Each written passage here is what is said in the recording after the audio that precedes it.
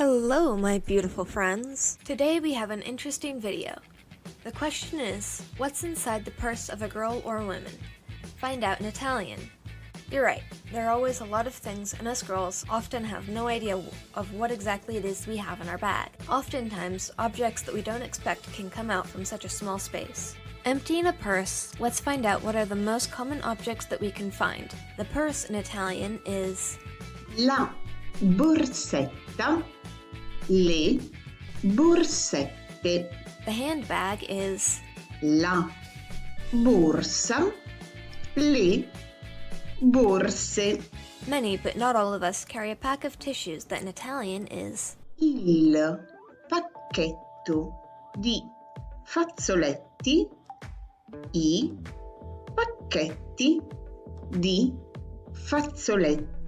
If you wear glasses, you may be carrying the glasses case and the glasses, or you might have sunglasses. In Italian, they are Il porta occhiali, i porta occhiali, l'occhiale, gli occhiali, l'occhiale da sole, gli occhiali da sole. the most organized of us will have an agenda with which they keep track of all their commitments. In Italian, it is L'agenda, le agende. There are then a series of products related to care and beauty. Yes, don't be surprised, everything in the same handbag. Especially during the winter season, some carry a hand cream so that their hands don't get dry and chapped.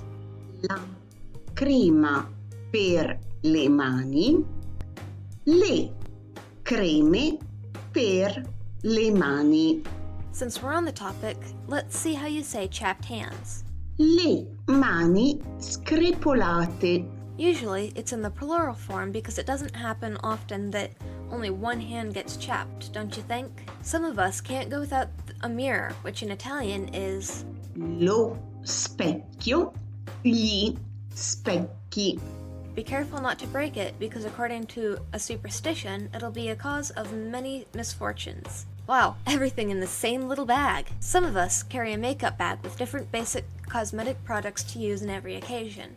Makeup in Italian is Il trucco, i trucchi. There'll therefore be a mascara, an eyeliner, a bronzer.